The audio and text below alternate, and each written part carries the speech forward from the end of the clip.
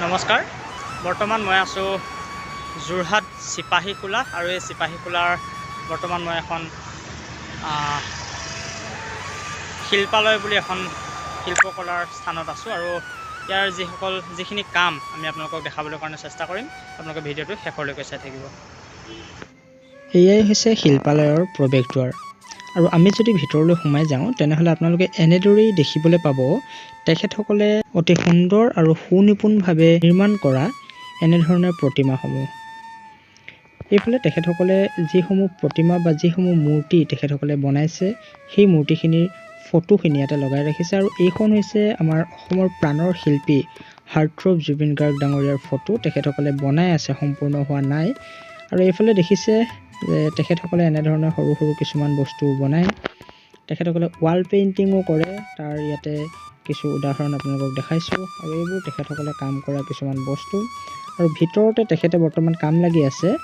আৰু আমি ভিডিঅ'টো বনোৱা দেখি তেখেতে এই যিভাগ মূৰ্তি তেখেতে বনাই আছে এই মূৰ্তিভাগ হৈছে জাজিৰ এজন বিশিষ্ট ব্যক্তিৰ আৰু তেখেতৰ সোঁৱৰণত, তেখেতৰ শ্ৰদ্ধাত, তেখেতৰ পৰিয়ালবৰ্গৰ তৰফৰ পৰা তেখেতৰ এটি মূৰ্তি বনাবলৈ কাৰণে ইয়াতে দিছিল আৰু সেই অৰ্ডাৰ অনুসৰি তেখেতে এই মূৰ্তিভাগ অতি সুনিপুণভাৱে অতি সুন্দৰভাৱে নিৰ্মাণ কৰি উলিয়াইছে আৰু ইয়াতে যথেষ্টখিনি কাম আছে বুলি তেখেতে আমাক জনাইছে। কিন্তু হ'লেও আৰু এই বস্তুভাগ শুকাই গ'লে পিছৰ কামখিনি কৰাত কিছু অসুবিধা হয়, গতিকে তেখেতে তিয়াই ৰাখিছে। আৰু এইফালে যদি আপোনালোকে মন কৰে এয়া হৈছে শংকৰদেৱ গুৰুজনাৰ দ্বাৰা স্বীকৃতিপ্ৰাপ্ত সতী ৰাধিকা, মহা সতী ৰাধিকা শান্তিৰ মূৰ্তি এফালে নিৰ্মাণ কৰি আছে। কাম এতিয়াও বহুত বাকী আছে, গতিকে আপোনালোকৰ যদি কিবা থাকে জনাব পাৰিব। এয়া জুবিনদাৰ ফটো বনাই আছে, সম্পূৰ্ণ হোৱা নাই কাৰণে তেখেতসকলে মানে এনেকৈ ঢাকি ৰাখিছে আৰু যেতিয়া সম্পূৰ্ণ হ'ব সম্পূৰ্ণ হোৱা নাই গোটেই কৰিব লাগছে। হয় হয়,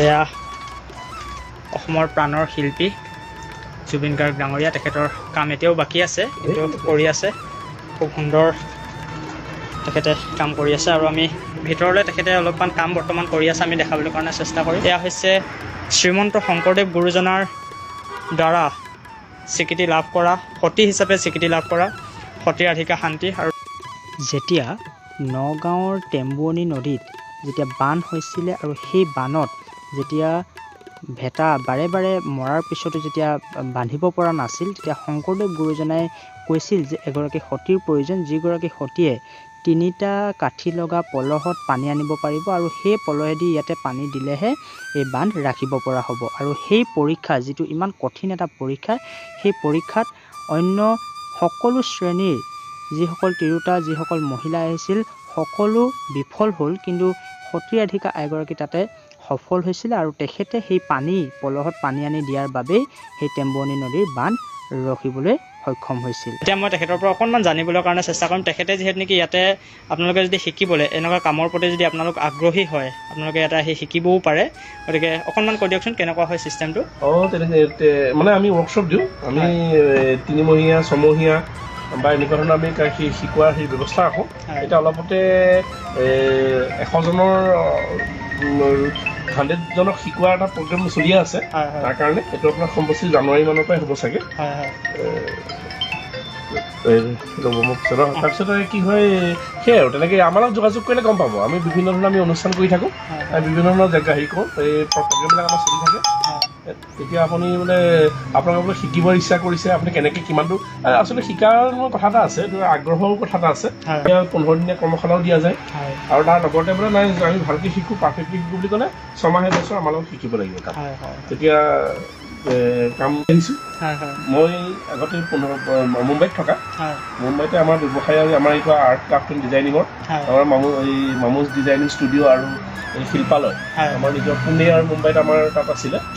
আজি 3 বছৰ হোৱা নাই আৰু ঠিক 2.5 বছৰ হৈছে। আমি এতিয়া এই ইয়ালৈ আহিছোঁ তাকো হেৰিয়াৰ কাৰণে আমাৰ তৰুণ গগৈদেৱৰ মূৰ্তিটো বনাবৰ কাৰণে মাতি আনিছিলে হয় তাৰপিছত দেখিলোঁ ইয়াত দেখোন কাম চাম চলিয়ে আছে বিভিন্ন ধৰণৰ কাম আহিয়ে থাকে হয় যোৰহাট চেণ্ট্ৰেল কলেজৰ মূৰ্তিকেইজন আহিলে হয় পুনৰ শিৱসাগৰৰ ফালৰ পৰা 4জন মানুহ আহিলে হয় হয় মাজুলী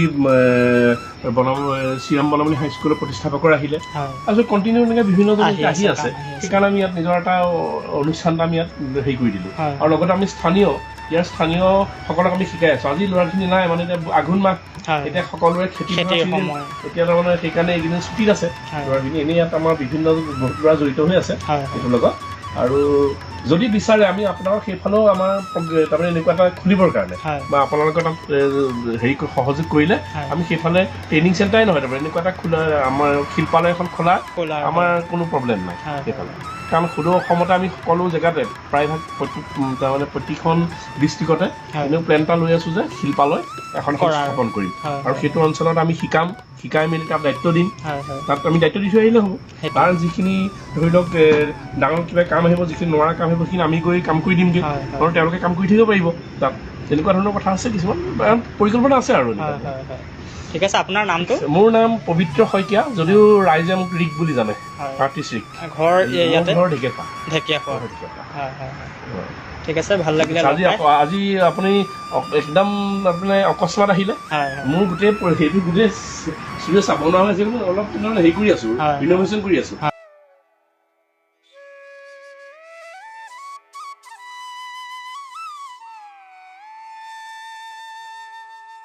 আপুনি আহিব আপোনালোকে আৰু আপোনালোকৰ তাত যিসকলক লাগে বা এনেকুৱা ধৰণে যোগাযোগ কৰিব লাগে পাব পাব মই আপোনাক হেৰি কৰি দিম আপোনাক ঠিক আছে ধন্যবাদ ধন্যবাদ ঠিক আছে তেখেতে আমাক জনাইছে যে তেখেতে গৰু আসন ফাইবাৰ কাষ্টিং সকলোখিনি কাম কৰে গতিকে আপোনালোকৰ যাৰ যি প্ৰয়োজন হয় প্ৰয়োজন সাপেক্ষে আপোনালোকে তেখেতৰ শিল্পালয়ৰ লগত আহি যোগাযোগ কৰিলেই হ'ল বা তেখেতৰ কণ্টেক্ট নাম্বাৰো আপোনালোকে যিখন বেনাৰখন আমি আপোনালোকক দেখালোঁ বেনাৰখন আমি আকৌ এবাৰ দেখাই দিবলৈ চেষ্টা কৰিছোঁ এইটো হৈছে তেখেতৰ কণ্টেক্ট নাম্বাৰ 9834784187 আপোনালোকে এই নাম্বাৰত কণ্টেক্ট কৰি আপোনালোকে ইয়াতে আহি যোগাযোগ কৰিব পাৰে অতি সুনিপুণভাৱে তেখেতে কামখিনি কৰে এইবোৰ দেখিছে এইবোৰ প্ৰথমতে তেখেতে থাৰ্মকলৰো কাম কৰিছিলে বৰ্তমান আজি অলপ দিন ধৰি থাৰ্মকলৰ কাম কৰা নাই বুলি কৈছে যদি অৰ্ডাৰ হয় তেনেহ'লে থাৰ্মকলৰ বুলি তেখেতে আমাক জনাইছে